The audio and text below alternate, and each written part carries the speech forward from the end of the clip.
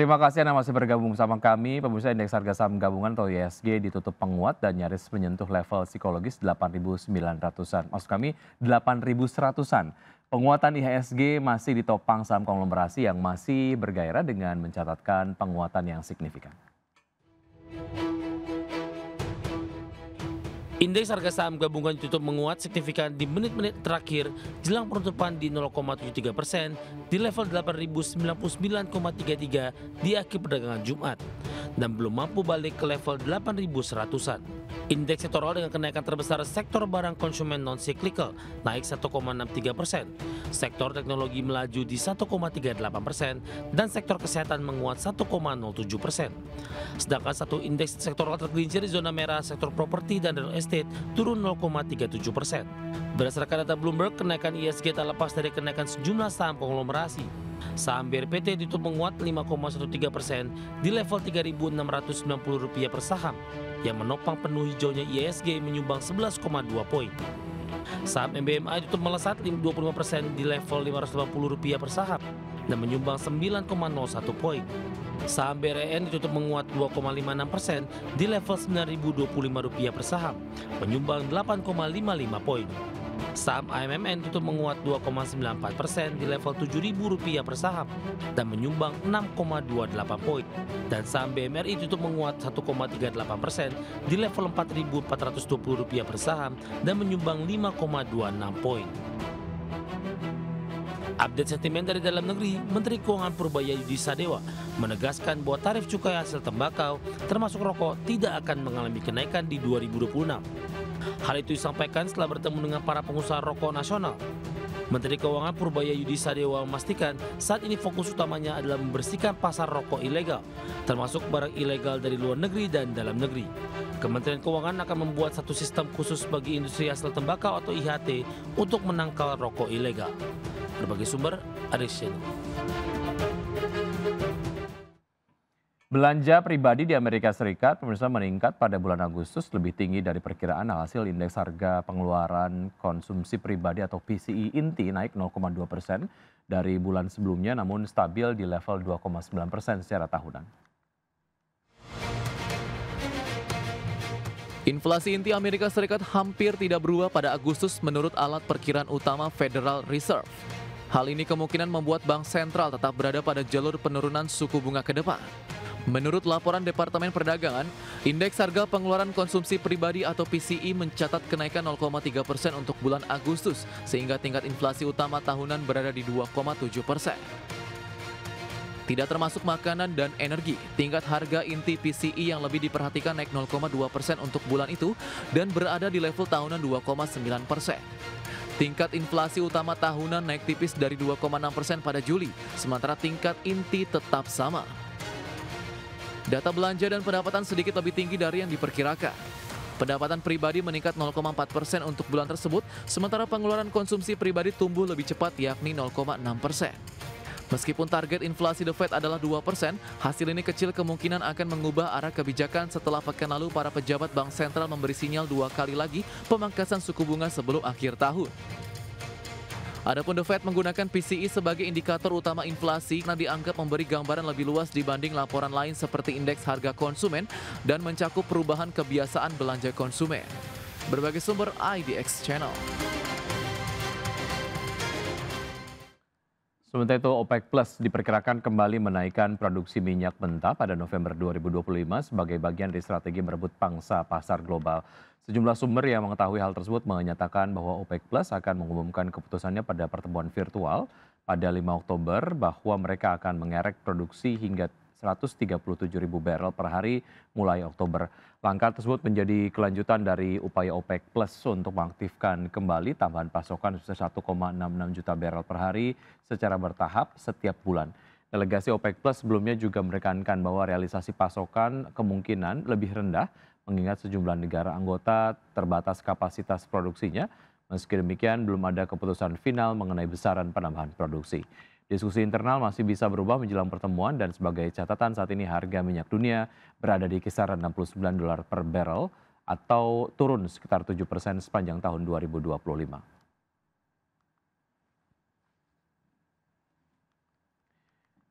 Dari pergerakan bursa global, pemirsa bursa Wall Street yang ditutup menguat pada perdagangan di hari Jumat akhir pekan lalu setelah data inflasi Amerika Serikat sesuai dengan perkiraan. Laporan Departemen Perdagangan mengenai indeks pengeluaran konsumsi pribadi atau PCE untuk bulan Agustus menunjukkan inflasi bergerak sesuai dengan harapan. Harga naik 0,3% dibandingkan dengan bulan sebelumnya dan 2,7% secara tahunan sesuai dengan perkiraan konsensus. Data juga mencatat pendapatan pribadi dan belanja konsumen yang tumbuh di atas ekspektasi. Kita lihat penutupan market di Amerika Serikat, pemirsa di hari Jumat di pekan lalu indeks Dow Jones Industrial Average yang naik 0,65%, level 46.247, S&P 500 menguat 0,59% di level 6.443 dan maksud kami 643.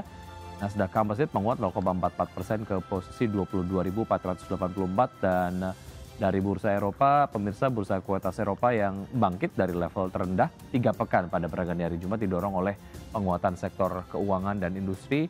Namun secara keseluruhan pergerakan mingguan masih terbatas. Stock 600 naik 0,78% ke level 554,52. DAX Jerman naik 0,87% ke level 23.739 dan FTSE 100 Inggris menguat 0,77% ke posisi 9.284.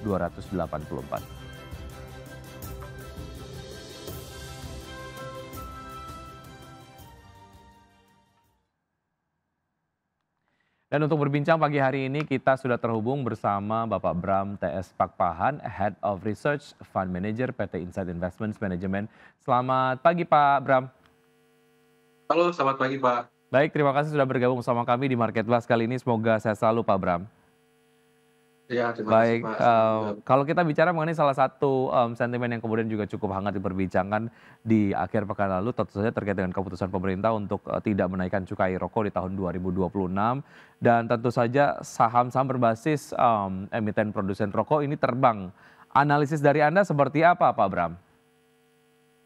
Iya, jadi kita melihat memang selama 5 tahun terakhir dari sisi pemerintah itu sudah sangat tinggi ya menaikkan dari sisi cukai rokok atau cukai hasil tembakau. Jadi kalau kita lihat selama 5 tahun terakhir itu secara akumulatif sudah sampai 67,5% dari sisi cukai rokok yang ditetapkan pemerintah dengan rata-rata di 57%. Nah, hal ini memang berimplikasi dari sisi produksi perusahaan rokok itu anjlok ya. Jadi kurang lebih sekitar 40% di 5 tahun terakhir yang membuat revenue perusahaan itu menjadi turun. Contohnya memang gudang garam yang dulu 120 triliun revenue-nya sekarang di bawah 100 triliun.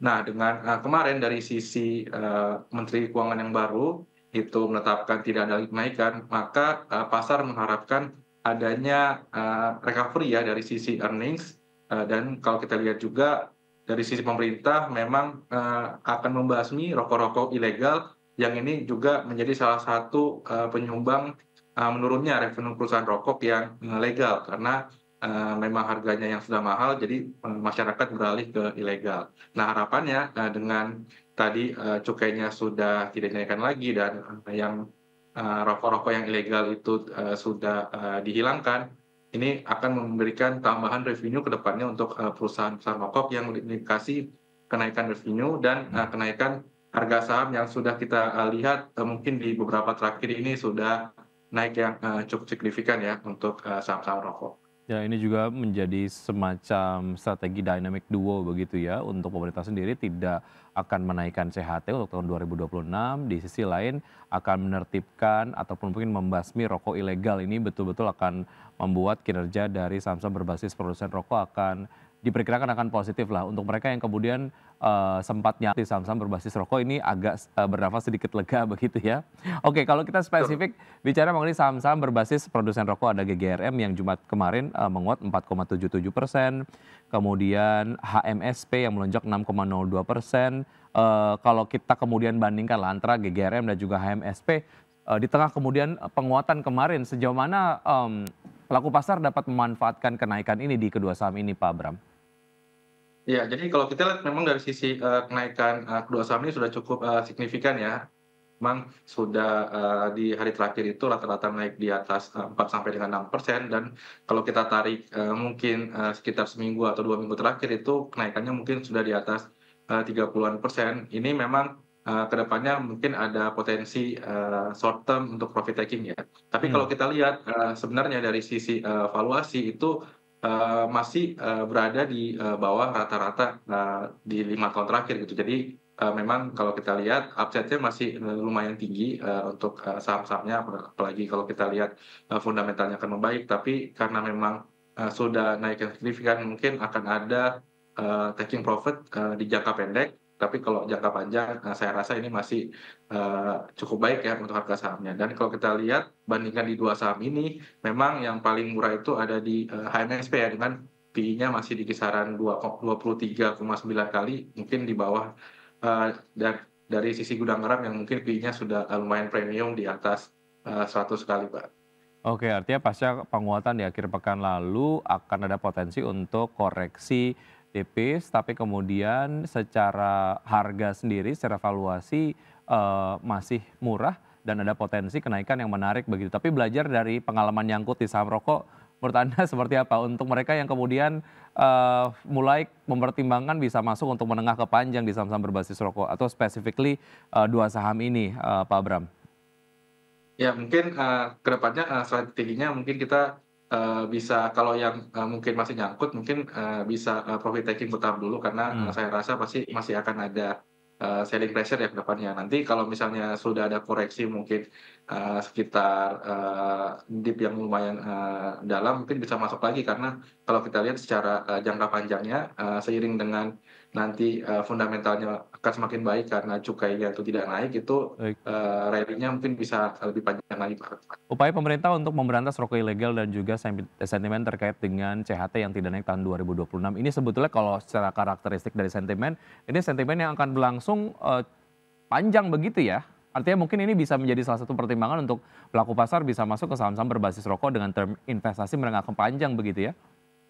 Betul betul, Pak. Oke. Karena memang dilihat dari sisi kondisinya sudah mulai kondusif dari sisi saham-saham Oke, rokok. paling sensitif terhadap apa sih Pak Bram menurut Anda untuk saham-saham berbasis produsen rokok ini yang ya mungkin ini akan langsung terdampak begitu ketika ada sebuah sentimen begitu. Salah satunya lah ya kenaikan cukai rokok yang tahun 2026 tidak akan terjadi. Tapi hal lain misalnya adalah mungkin terkait dengan data mengenai konsumsi domestik gitu misalnya, ini juga cukup sensitif juga nggak?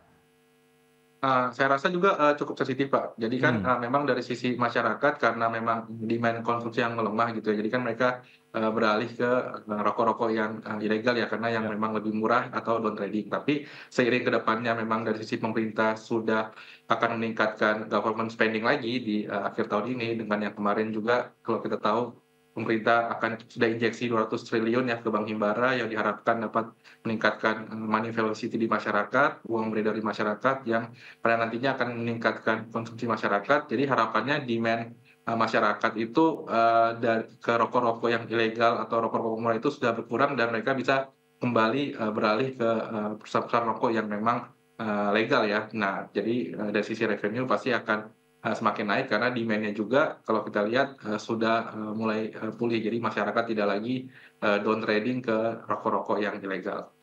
Baik, dari Gudang Garam dan juga Sampurna kita ke ITIC dan juga Wismilak. Bagaimana Anda melihat kedua saham ini, Pak Bram? Kalau ITIC kemarin penguatannya 7,84%, sementara WIM 13,11%. Ini sangat signifikan juga penguatannya. Menarik atau enggak? Atau Anda lebih prefer untuk memilih tadi ya HMSP secara mungkin valuasi paling murah gitu dibandingkan dengan saham-saham tadi atau seperti apa? Iya, Pak. Jadi kalau kita lihat kan memang kalau dari sisi yang dua saham yang ITIC dan WIM ini kan memang agak di bawah perusahaannya ya dari sisi aset. Jadi kalau kita lihat memang lonjakannya tuh volatilitas itu jauh lebih tinggi dibandingkan tadi yang Gudang Garam dan HMSP. Tapi sebenarnya kalau kita lihat dari sisi valuasinya itu masih cukup murah. Yang kalau kita lihat dari sisi ITIC misalnya itu valuasi saat ini ada di PE 33 kali dan PBV 1,15 kali dan WIM juga ada di PE 10,8 dan PB 1,6 itu sebenarnya lebih murah dari dua saham yang sebelumnya ya Gudang Garam dan HMSP. Cuman memang kalau kita lihat kan memang dari sisi asetnya masih berada di bawah ya. Jadi memang ekspektasi growth-nya pasti akan lebih tinggi, tapi harus dimonitor juga fundamentalnya ke depan apakah memang translasi earnings growth-nya itu bisa sesuai dengan peningkatan harga sahamnya. Jadi takutnya dari sisi kedua saham ini lebih digerakkan sentimennya lebih banyak gitu ya, karena sahamnya naiknya cukup tinggi, sedangkan fundamentalnya belum tentu mengejar kenaikannya seperti kenaikan harga sahamnya, Pak. Baik, pasca penguatan kemarin, masih kemudian dikategorikan valuasinya masih agak murah, tapi ya, cukup signifikan juga, kenaikannya, ada potensi untuk pelemahan, tapi secara, menengah ke panjang karena sentimen cukai tahun 2026 yang tidak jadi naik ini menjadi sentimen yang, akan berlangsung lama begitu, mungkin buat mereka ya, cukup menarik juga untuk bisa masuk ke saham-saham berbasis, rokok. Baik, kita tinggalkan, saham-saham berbasis, produsen rokok, kita ke IHSG yang kemarin, ditutup menguat 58,66 poin atau 0,73% ke 8.099,33 di, perdagangan hari Jumat lalu. Bagaimana Anda melihat penguatan ini? Sejauh mana ini kemudian menjadi sebuah pola yang mungkin akan, terjadi juga di hari ini, Pak Bram? Ya, jadi menarik ya, Pak. Jadi akhirnya kalau kita lihat dari sisi IHSG kan berapa kali sudah berusaha untuk menembus angka 8.000 ya, psikologis 8.100, dan kemarin kita lihat akhirnya dari sisi foreign sudah flow juga dengan pembelian bersih itu sekitar 580 miliar ke nama-nama seperti EBMA, PTNO, Energi. Jadi kalau kita lihat memang dari sisi globalnya itu yang recovery ke depannya itu sudah mulai kelihatan. Jadi dengan tadi ekspektasi suku bunga The Fed yang sudah akan rendah, turun, dan kondisi domestik kita juga sudah mulai pulih kembali dengan ekspektasi government spending yang lebih besar untuk meningkatkan konsumsi masyarakat. Jadi kita melihat foreign itu sudah berangsur-angsur mulai kembali ke IHSG. Nah, harapannya di hari ini itu bisa terus berlanjut dari sisi rally-nya. Kenapa? Karena memang untuk saham-saham yang belakangan ini sudah sangat dijual itu seperti large cap perbankan dan juga consumer misalnya itu masih belum flow dengan signifikan. Jadi ketika nanti mereka akan masuk itu diharapkan bisa membuat IHSG bisa terus rally, bahkan mungkin bisa berada di atas 8.100 maupun 8.200 apabila asingnya sudah berbalik arah yang sebelumnya memang keluar ya dari large cap perbankan Indonesia bisa masuk kembali seiring dengan dari sisi globalnya sudah mulai membaik, suku bunga The Fed turun, dan dari sisi domestik juga sudah mulai membaik juga dari sisi konsumsi Baik, masyarakatnya, Pak. menarik. Usai jeda berikut ini kita akan kembali tentu saja dengan pembahasan terkait dengan saham-saham pilihan dari Anda, Pak Bram, dan pemirsa tetap bersama kami. Sejenak kami akan segera kembali.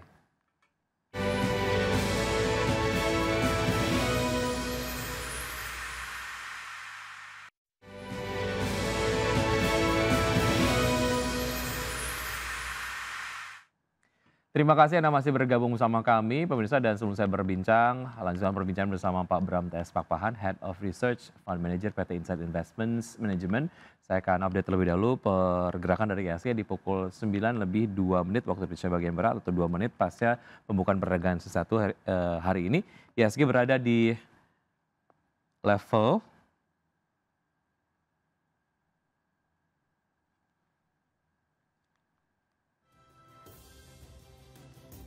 ya, baik, kita akan lanjutkan pembahasan terkait dengan bursa Asia, pemirsa.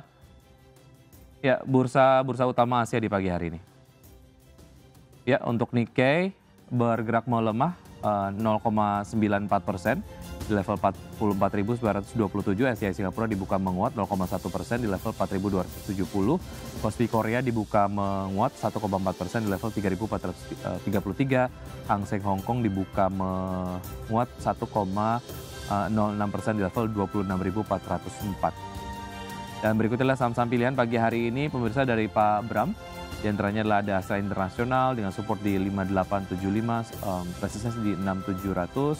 Kemudian Telkom dengan support di 31110 dengan resistensi di 3500. AMRT di 1875, resistensi di 3000, dan juga BRIS dengan support di 2670, resistensi di 3500 dengan saham-saham yang pagi hari direkomendasikan buy.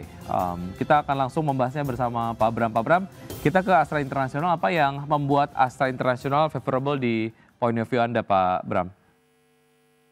Ya, jadi kalau kita lihat secara fundamental Astra ini cukup baik ya. Jadi di tengah gempuran mobil listrik akhir-akhir ini selama tahun 2025 dia bisa menjaga market share-nya tuh di 52,7%. Nah, kedepannya mereka juga ada katalis ingin launching juga beberapa mobil hybrid ya, jadi bisa bensin dan juga listrik yang diharapkan dapat mengenerate tambahan revenue dari Astra itu sendiri. Dan kalau kita lihat juga secara valuasi ini sudah sangat murah ya, meskipun sudah rally, tapi secara 3 tahun terakhir itu masih berada di bawah rata-rata PI-nya Astra. Jadi PI-nya sekarang itu di 6,9 kali, rata-ratanya di 3 tahun terakhir itu di 9,5 kali. Jadi memang sangat murah, dan kalau kita lihat juga ke depannya seiring dengan konsumsi masyarakat tadi yang mulai membaik gitu ya, demand terhadap otomotif bisa diharapkan kembali meningkat lagi di beberapa waktu ke depan, Pak. Baik, secara valuasi untuk Astra International masih murah, Pak Bram? Masih, Pak, masih murah dengan target profit kita di 6.700, jadi masih ada upside sekitar 14% dari harga saat ini ya. Baik, untuk target akhir tahun itu ya? Betul. Oke, baik. Dari Astra International ke Telkom, apa yang menarik dari Telkom sebetulnya, Pak Bram? Ya, jadi kalau kita lihat dari Telkom ini ke depannya ada katalis positif dari konsolidasi sektor telco ya. Jadi memang kita tahu dari si Telkom ini akan ada divestasi aset juga. Jadi contohnya ada Admedica gitu ya. Jadi mereka akan mendapatkan tambahan earnings growth dari situ. Dan kalau kita lihat juga secara industri telco ini ke depannya yield mereka atau ARPU mereka tuh bisa meningkat sebesar 4% ya, dengan potensi growth bisa mencapai 8%. Jadi kalau kita lihat ini cukup menarik dengan valuasi juga saat ini EV per EBITDA-nya di 4,9 kali, itu masih di bawah rata-rata 5 tahun terakhir. Jadi Telkom kita lihat sangat menarik ya, dengan target profit di 3.500, ada sekitar upside 12% dari harga saat ini. Dan kalau kita lihat juga dari sisi foreign sudah kembali masuk juga ke Telkom setelah memang beberapa waktu terakhir keluar, tapi kita melihat sudah ada perlahan-lahan foreign inflow ya untuk Telkom ini, Pak. Baik, dibandingkan dengan peers-nya seberapa menarik sebetulnya Telkom, Pak Bram?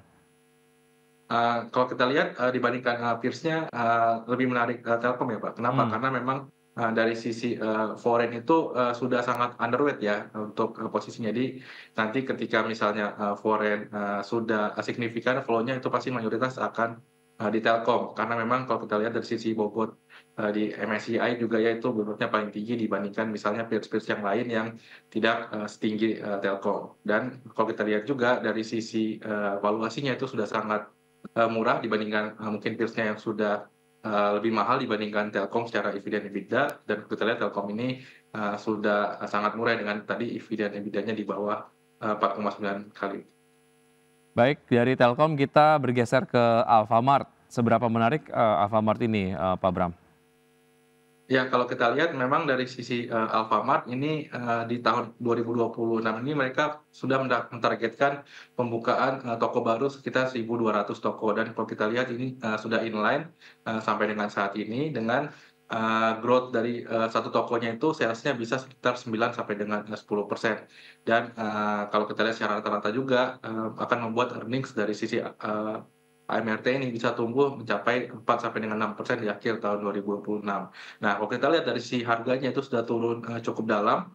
Itu sekarang di harga 1.875, itu berada di PI 19,19 kali, itu jauh di bawah rata-rata 2 standar deviasi dari 5 tahun terakhir. Jadi kita lihat harusnya AMRT ini bisa re-rating ya, dengan target TP-nya bisa mencapai 3.000, mungkin di sekitar 3 sampai 6 bulan ke depan, itu bisa potensi upside sekitar 61% untuk AMRT. Karena memang kita lihat juga dari sisi demand untuk konsumsi juga bisa semakin pulih, itu bisa menjadi katalis positif juga untuk AMRT.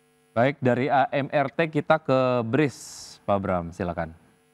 Ya, terakhir ini BRIS memang kalau kita lihat kan salah satu proxy yang cukup menarik adalah proxy emas ya. Kalau kita lihat saham-saham emas memang sudah menarik, tapi orang mungkin belum melihat dari sisi BRIS-nya, karena memang BRIS ini ada pembiayaan emas atau bullion bank-nya yang memang kalau kita lihat juga bisa menjadi katalis positif untuk BRIS. Nah, ini kalau kita lihat itu potensi pembiayaannya itu secara tahunan itu bisa meningkat sampai dengan 14%, dan dengan cost of credit saat ini BRIS yang berada di bawah 1% dan NIM yang terjaga di sekitar 5% itu cukup menarik di harga saat ini untuk BRIS. Jadi di BRIS yang saat ini berada di harga 2.670 itu harusnya bisa berada di level 3.500 untuk target profit kita dengan potensi upside 31% seiring dengan nanti dari sisi bisnis pembayaran emasnya terus meningkat karena harga emas meningkat, demand emas juga meningkat, dan kalau kita lihat dari sisi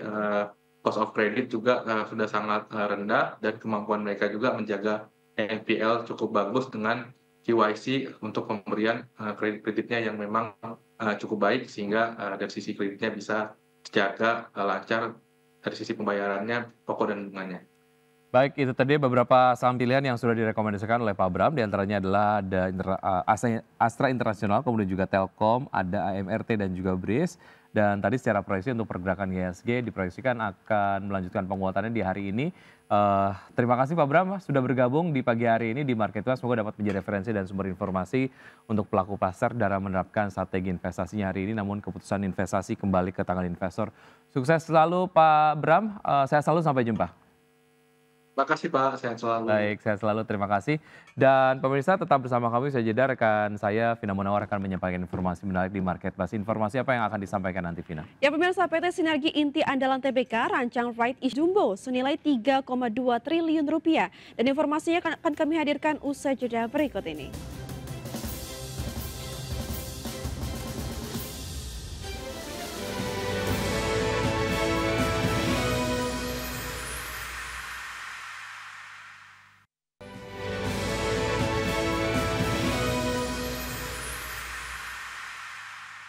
Ya kembali bersama kami pemirsa di Market Buzz. PT Sinergi Inti Andalan Prima TBK atau INET siap melaksanakan aksi korporasi jumbo right issue. Ya, perusahaan telekomunikasi ini berpeluang menghimpun dana segar hingga 3,2 triliun rupiah untuk mendukung ekspansi jaringan internet berkecepatan tinggi.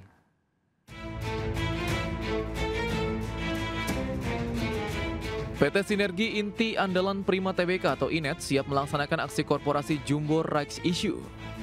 Perusahaan telekomunikasi ini berpeluang menghimpun dana segar hingga 3,2 triliun rupiah untuk mendukung ekspansi jaringan internet berkecepatan tinggi. Melalui penambahan modal dengan hak memesan efek terlebih dahulu atau PMH-METD 1, INET akan menerbitkan maksimal 12,8 miliar saham baru dengan harga pelaksanaan Rp250 per saham. Harga ini sedikit di atas penutupan saham di pasar yang ada di level Rp228 per saham. Rasio rights issue ditetapkan 3:4 yang artinya setiap pemegang 3 saham lama mendapat 4 hak memesan efek terlebih dahulu. Pengendali perusahaan PT Abadi Kreasi Unggul Nusantara berkomitmen menyerap seluruh haknya senilai 1,78 triliun rupiah dan siap menjadi pembeli siaga hingga 1,41 triliun rupiah.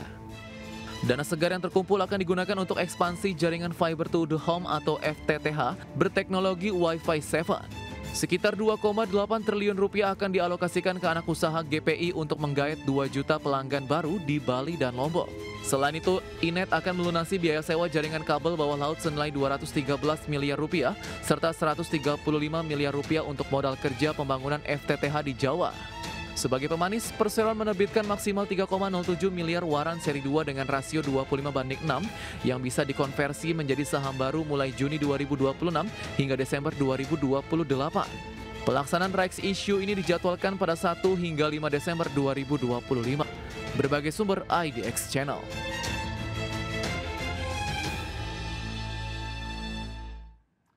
Emiten yang bergerak di alat perlengkapan suku cadang mesin pabrik dan kendaraan, PT Slamet Sempurna Tbk atau SMSM memperoleh pendapatan dividen dari anak usahanya. Ya, Perseroan mengatakan tidak ada dampak kejadian, informasi atau fakta material tersebut terhadap kegiatan operasional, hukum, kondisi keuangan, atau keberlangsungan usaha perusahaan. Emiten yang bergerak di alat perlengkapan suku cadang mesin pabrik dan kendaraan, PT Slamet Sempurna Tbk atau SMSM, memperoleh pendapatan dividen dari anak usahanya. Mengacu keterbukaan informasi di Bursa Efek Indonesia Jumat lalu, SMSM meraup pendapatan dividen dari entitas anak usahanya, Bradkey Synergies Sendirian Berhad, senilai Rp2.500.000 Malaysia atau sekitar 9,93 miliar rupiah. Perseroan mengatakan tidak ada dampak kejadian. Informasi atau fakta material tersebut terhadap kegiatan operasional, hukum, kondisi keuangan atau keberlangsungan usaha perusahaan. Melansir laporan keuangannya, SMSM meraih pendapatan di semester 1 2025 sebesar 2,55 triliun rupiah, meningkat 8,75% secara tahunan dari sebelumnya 2,35 triliun rupiah. Dalam laman resminya, SMSM merupakan perusahaan yang produksi filter, radiator, oil coolers, condensers, brake pipe, fuel pipes, fuel tanks, exhaust systems, and press parts. Merek dagang Sakura Filter telah terdaftar di lebih dari 100 negara di dunia. SMSM telah terdaftar sebagai perusahaan publik sejak tahun 1996 dan terdaftar di Bursa Efek Indonesia. Berbagai sumber ada di channel.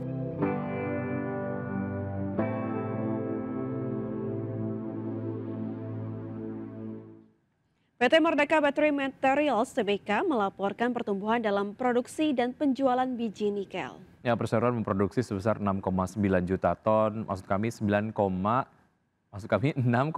juta web metric ton biji nikel sepanjang semester 1 tahun 2025. Manajemen perseroan dalam keterangan resminya menjelaskan bahwa produksi nikel perseroan meningkat meskipun produksi nikel pig iron lebih rendah akibat pemeliharaan smelter terjadwal dan pengurangan strategis produksi high grade nickel matte selama periode tersebut. Pada semester 1 2025, tambang nikel SCM milik perseroan memproduksi 6,9 juta wet metric ton biji nikel, melonjak 78% secara tahunan. Manajemen perseroan menjelaskan pertumbuhan produksi ini merupakan hasil dari investasi perseroan dalam peningkatan kapabilitas penambangan dan pembangunan infrastruktur selama 12 hingga 18 bulan terakhir, sehingga menciptakan operasi yang lebih kuat dan tangguh secara struktural.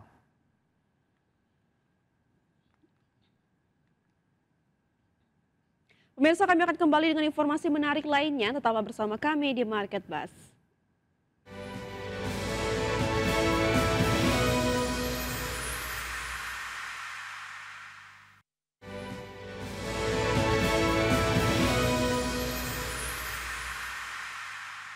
Ya, terima kasih Anda masih bergabung sama kami. Pemirsa, Presiden Prabowo Subianto tiba di tanah air usai merampungkan rangkaian kunjungan kenegaraan ke 4 negara mitra strategis. Ya, keempat negara strategis tersebut yakni Jepang, Amerika Serikat, Kanada, dan Belanda. Presiden Republik Indonesia Prabowo Subianto telah merampungkan rangkaian kunjungan luar negeri yang telah berlangsung sejak 19 September 2025. Kunjungan kenegaraan selama 6 hari, utamanya menggelar pertemuan bilateral di 4 negara mitra strategis ini menghasilkan sejumlah kerjasama yang produktif. Di New York, Amerika Serikat, Presiden menyampaikan pandangan Indonesia dalam sidang Majelis Umum ke-80 Perserikatan Bangsa-Bangsa. Indonesia tegas mendorong peluang tercapainya langkah konkret untuk perdamaian konflik di Palestina. Sedangkan dalam kunjungan ke Kanada, Presiden Prabowo menyaksikan penandatanganan Indonesia-Kanada Comprehensive Economic Partnership Agreement atau ICA-SEPA, sebuah kesepakatan perdagangan bebas yang telah lama dinegosiasikan. Sementara di Belanda, Presiden diterima oleh Raja Willem-Alexander dan Ratu Maxima di Istana Huis ten Bosch, Den Haag. Dalam pertemuan bilateral penuh kehangatan ini, kedua pemimpin menegaskan bahwa eratnya hubungan antara Indonesia dan Belanda yang terus berkembang ini mencerminkan penguatan hubungan bilateral kedua negara di berbagai bidang strategis. Presiden Prabowo dan Raja Willem-Alexander sepakat bersama-sama mempererat komitmen Indonesia dan Belanda untuk terus memperluas peluang kerjasama di masa mendatang. Pertemuan di Istana Huis ten Bosch ini sekaligus menjadi simbol keberlanjutan persahabatan antara kedua negara. Usai kunjungan terakhir ke Belanda, Presiden Prabowo bertolak kembali ke tanah air. Pesawat Garuda Indonesia 1 yang membawa Presiden Prabowo Subianto beserta rombongan lepas landas dari bandara tiba di pangkalan TNI Angkatan Udara Halim Perdana Kusuma, Jakarta, Sabtu 27 September 2025 sore. Kedatangan Presiden Prabowo tersebut usai melakukan rangkaian kunjungan kenegaraan yang menjadi momentum penting dalam memperkuat kerjasama Indonesia di bidang diplomasi, ekonomi, pertahanan, dan hubungan antar bangsa. Bagi Presiden, rangkaian lawatan luar negeri berlangsung produktif serta membawa sejumlah capaian penting bagi Indonesia. Tim Liputan IDX Channel.